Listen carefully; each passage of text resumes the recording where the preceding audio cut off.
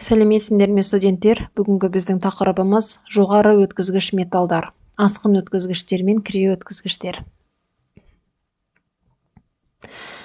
Асқын өткізгіш күйге өтуге болатын 27 таза металл және 1000-нан астам әртүрлі қорытпалар мен қосылыстар белгілі. Оларға таза металдар, қорытпалар, металларалық қосылыстар және кейбір диэлектрлік материалдар жатады. Температура төмендеген сайын металдардың электрлік кедергісі төмендейді, ал өте төмен температураларда металдардың электр кедергісі абсолюттік нөлге жақындайды. Бұндай төмен температураны криогендік температура деп атайды. Алғаш рет 1911 жылы мұздатылған сынап сақинасы 4,2 Кельвин температураға дейін салқындатылғанда, голланд ғалымы Камерлинг Оннес сақинаның электр кедергісі кенеттен өлшенбейтін өте аз мәнге дейін төмендейтіндігін анықтады. Электрлік кедергілердің мұндай төмендеуі, яғни материалдағы шексіз өткізгіштің пайда болуы, асқын өткізгіштік деп аталды. Жеткілікті төмен температураға дейін салқындатқан кезде асқын өткізгіштік күйге өту мүмкіндігі бар материалдар асқын өткізгіштер деп аталды. Заттың асқын өткізгіштік күйге ауысуына әкелетін салқындатудың критикалық температурасы асқын өткізгіштікке ауысудың температурасы немесе критикалық ауысу температурасы деп аталады. Асқын өткізгіш күйге өту қайтымды болып табылады. Демек, температура көтерілгенде материал өзінің қалыпты күйіне келеді. Асқын өткізгіштердің ерекшелігі. Бір мезгіл асқын өткізгіш тізбекте индукцияланған электр тоғы осы тізбек бойында ұзақ уақыт бойы айтарлықтай төмендемей, және сонымен қатар сырттан қосымша энергия берілместен сақтала алады. Тұрақты магнит сияқты мұндай схема қоршаған кеңістікте магнит өрісін тудырады. 1933 жылы неміс физиктері Мейснер мен Оксенфельд асқын өткізгішті күйге өткен асқын өткізгіштердің идеал диамагнетиктерге айналатынын анықтады. Сондықтан сыртқы магнит өрісі асқын өткізгіш денеге енбейді. Егер материалдың асқын өткізгішті күйге ауысуы магнит өрісінде жүрсе, онда өріс арқылы өткізгіштен ығыстырылады. Белгілі асқын өткізгіштердің өтпелі температурасы өте төмен, сондықтан асқын өткізгіштерді қолданатын құрылғылар сұйық гелиймен салқындау жағдайында жұмыс істеуі керек. Қалыпты қысымда гелийді сұйылту температурасы шамамен 4,2 Кельвин. Бұл асқын өткізгіш материалды өндіру мен пайдалану құнын күрделендіреді және жоғарылатады. Сынаптан басқа асқын өткізгіштік басқа таза металдарға және әртүрлі қорытпалар мен химиялық қосылыстарға тән. Алайда күміс және мыс сияқты металдар қазіргі уақытта қол жеткізілген ең төменгі температурада асқын өткізгіштік күйге ауыса алмады.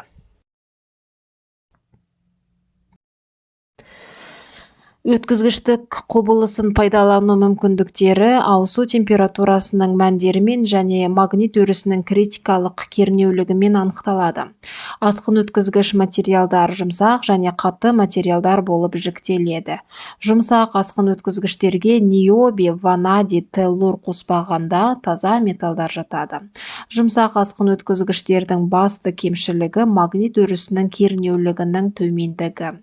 Электротехникада жұмсақ асқын өткізгіштер қолданылмайды, өйткені бұл материалдардағы асқын өткізгіштік жағдайы әлсіз магнит өрісінде және төмен тоқ тығыздығында жоғалады.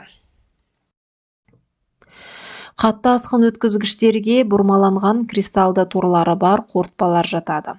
Олар тоқтың салыстырмалы жоғары тығыздығы мен күшті магнит өрістерінде де асқын өткізгіштікті сақтайды.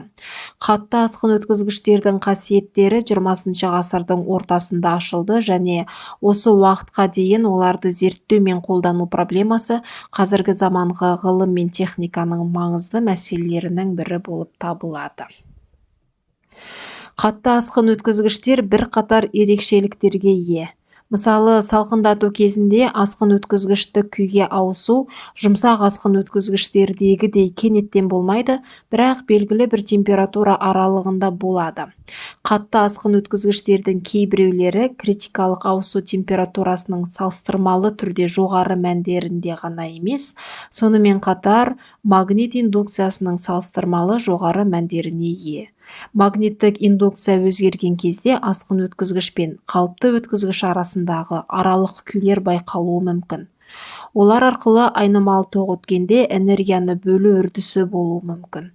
Асқын өткізгіштік қасиеттерінің өндірістік технологиялардың режимдеріне, материалдың тазалығына және оның кристалдық құрылымының жетілуіне тәуелді. Технологиялық қасиеттері бойынша қатты асқын өткізгіштер келесі түрлерге бөлінеді. Салыстырмалы түрде оңай деформацияланады, одан сымдар мен ленталар жасауға болады. Ниоби, титан балқымалары, ванадий, галлий сынғыш болғандықтан деформациялануы қиын. Олардан бұйымдар ұнтақ металлургия әдісімен алынады.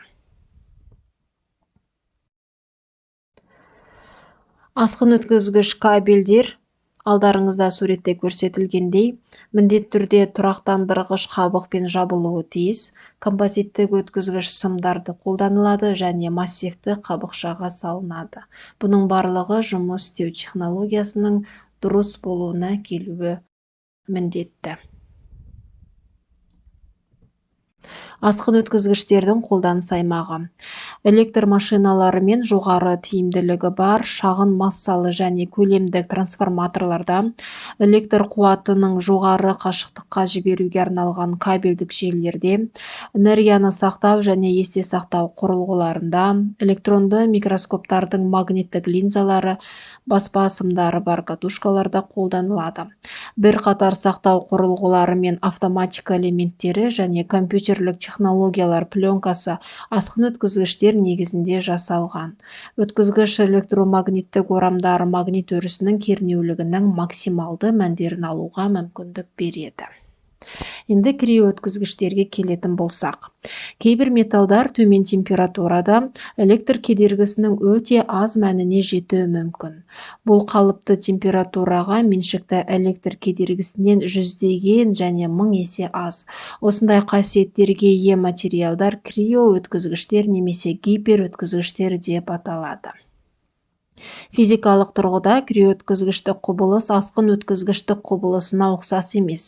Жұмыс температурасындағы криоөткізгіштердегі тоқ тығыздығы қалыпты температурадағы тоқтың тығыздығынан 1000 есе асып түседі. Бұл олардың сенімділігі мен жарылыс қауіпсіздігіне қойылатын жоғары талаптарға тәуелді, жоғары тоқ электр құрылғыларында қолдануына мүмкіндік береді. Криоөткізгіштерді электр машиналарында, кабельдерде және тағы басқа қондырғыларда қолданады. Асқын өткізгіштерге қарағанда айтарлықтай артықшылықтары бар. Егер сұйық гелий асқын өткізгіш құрылғыларда салқындатқыш агент ретінде қолданылса, криоөткізгіштердің жұмысы жоғары қайнатылатын және арзан салқындатқыштар сұйық сутегі немесе тіпті сұйық азот есебінен қамтамасыз етіледі. Бұл құрылғыны дайындау мен пайдалану құны жеңілдетеді және азайтады. Алайда сұйық сутегі қолданған кезде туындайтын техникалық қиындықтарды ескеру қажет. Ол компоненттердің белгілі бір ара қатынасында ауа мен жарылғыш қоспаны құрайды.